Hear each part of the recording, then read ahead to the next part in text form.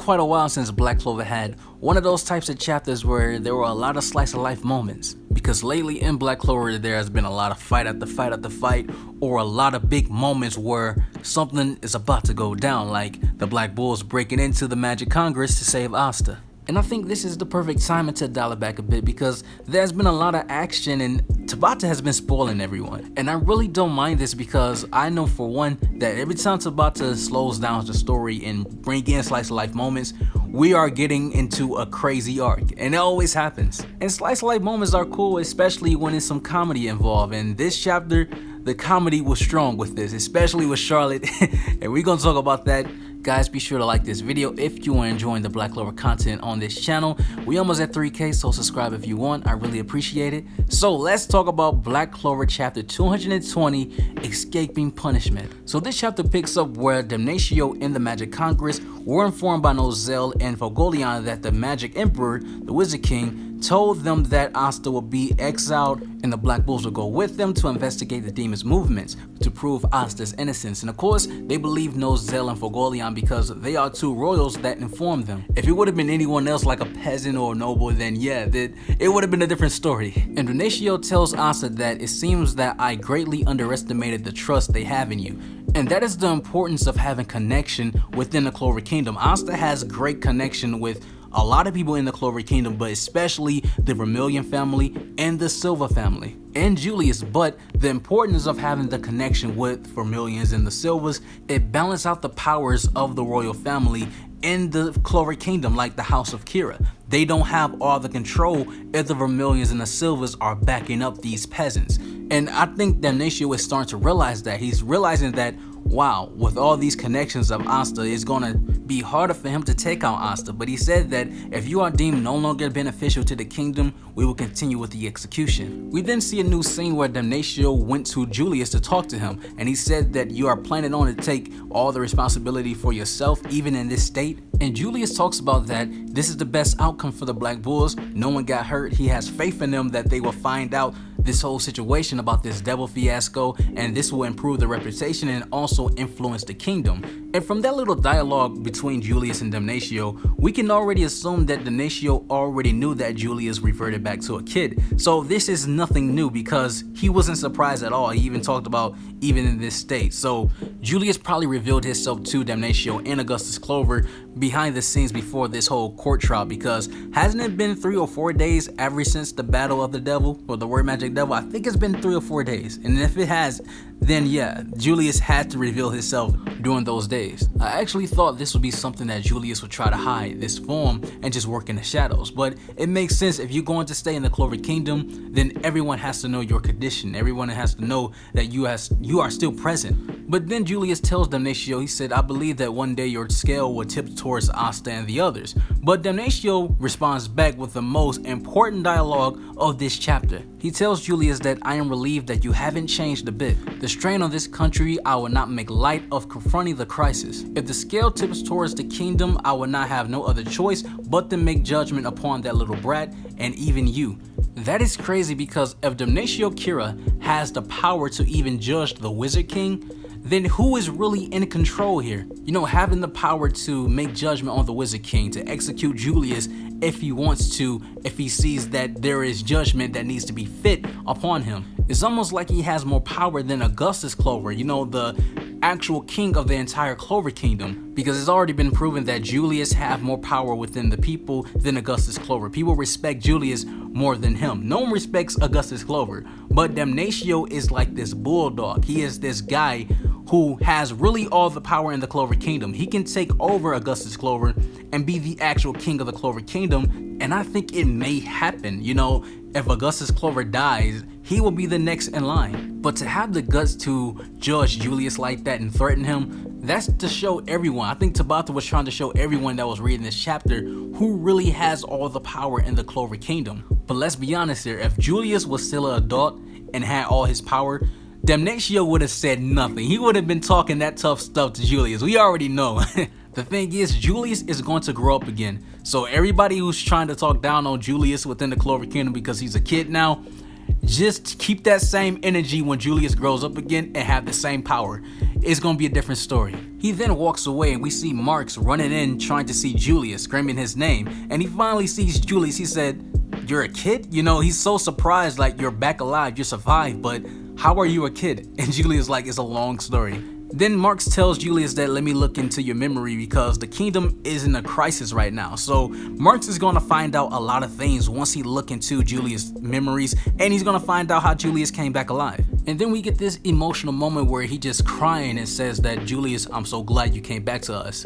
This is one of the most emotional moments in the Black Clover story. I cannot wait till this gets animated because this is really touching. Because people gotta remember that Marks was one of the few people that seen Julius die. So to see him come back alive, this was really emotional. And Julius says, "Sorry for making you wait." And Mark's like, "No, I won't forgive you. You got a lot of pile of work to do." And Julius like, "What?" You know, everything is back to normal again because that's how the relationship between Julius and Marks is. So I really like what Tabata did here. This is one of my favorite moments in the chapter. Now, this was the whole highlight of the chapter. Now we see Charlotte, she's in her bed, and she's talking to Soul, and she's so disappointed in herself. She's saying that, "I cannot believe that I let this thing take over me, and I couldn't protect anyone. I was completely useless." And Soul tells Charlotte, she said, "Don't be obsessed, big sis. It's not your fault. I was useless too. I had to get saved. You and I both got saved by the captain of the Black Bulls." And Charlotte's like, "Yami?"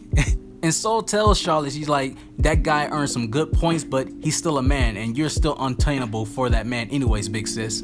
And Charlotte, she starts to realize that all those flashbacks that she was having in her mind, that wasn't a dream. That was real events, that when her body was possessed by the elf, they were so close, and she's just so shy and acting really awkward, like, wow, my body was that close to Yami, because she was dang there on Yami's lap when they was in the Shadow Palace, hiding from the devil, trying to regain their energy. And she starts to think to herself, saying, does that mean that Yami realized my feelings for him? And then you see Yami shows up with a fruit basket, and he's like, yo, and she starts to freak out. She's like, why are you here? She's super nervous, you know, she's blushing everywhere, and Yami's like, I'm here to check your injuries, but she is freaking out, and she's saying that there's no possible way I can stay calm in this situation while he's in this room. You know, she's about to lose it, and she's telling Soul to get him out of here, but she's saying that, well, we are in his debt because he saved us, so he can be here just this once. And he's telling Charlotte, like, I'm glad that you are safe, I'm glad you're doing better for yourself, it's good to see you well and healthy.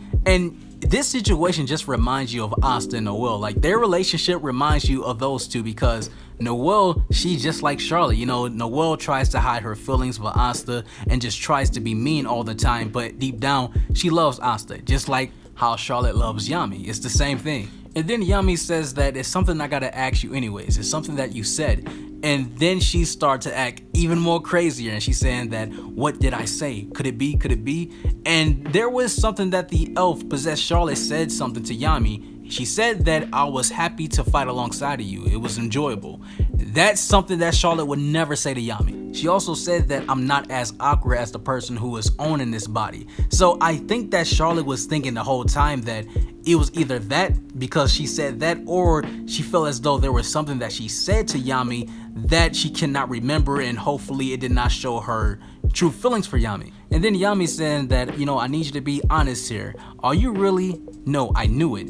And she just screams, you know, she just goes berserk, because I think that she thought Yami was going to ask, do you like me? And that wasn't the case. She literally yelled over him while he was trying to say the forbidding technique curse, and she just screams loud, like to the point where everyone in the area can hear. Yami, Soul's face, they so shocked, like, what is going on? And Asta and Nero, they outside of the room, and Asta got this weird look on his face. He's like, what the? And you see Charlotte just bust out of the room, and she just runs right out of there. She's just running straight like she's in a track meet. And you see this funny moment where this couple, they holding together. They're like, we will never separate from each other. Times like this, we gotta stick together. And you see Charlotte just run through them, and they all separate from each other. You know, she's running like she's being chased by someone, you know, like she's getting chased by the cops. And she just runs so fast to the point where she runs by somebody's house, and she runs out of the window, and she's holding a baby to the point where she has to run back to give the baby back. And you see her running across the water. Now, I'm gonna ask you guys a question that's listening to this video.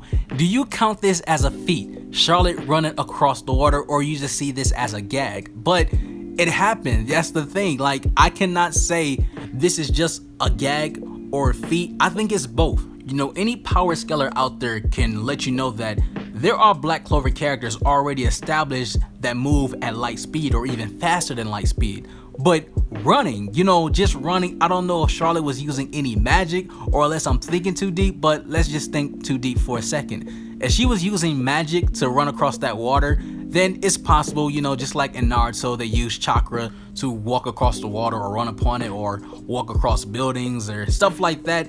I just think this is hilarious. You know, if that is the case, then that is a hilarious display of it. But if this is just a gag, or is this her true power, then Charlotte is the fastest woman alive. You know, she is Barry Allen. She has the speed force on her side. And the chapter ends with Yami is like, all I just wanted to ask about the forbidden techniques, but okay. And it ends where you see a little dialogue at the end that's about to put that the next chapter will be about some lovely comedy. So I believe that next chapter will be about Charlotte and Yami. You know, she's being emotional because remember, the Black Bulls have to leave with Asta because Asta is exiled. But I also see that it can be a part where Mimosa, she's getting sad because Asta's leaving because she loves Asta too. And the world is jealous, and who knows, it may be the first fight over Asta. And if that happens, this is going to be hilarious. I cannot wait for the next chapter. You know, it's crazy that Tabata can make a 10 out of 10 chapter with no fighting at all, just nothing but comedy. You know, Charlotte was the highlight. She was the MVP of this chapter. I enjoyed this chapter. So leave your thoughts in the comment section below. If you enjoyed this, let me know. If you enjoyed this video, make sure to leave a like on this video and subscribe if you want to see more content. Go out there and have an awesome life. And I catch you guys in the next one.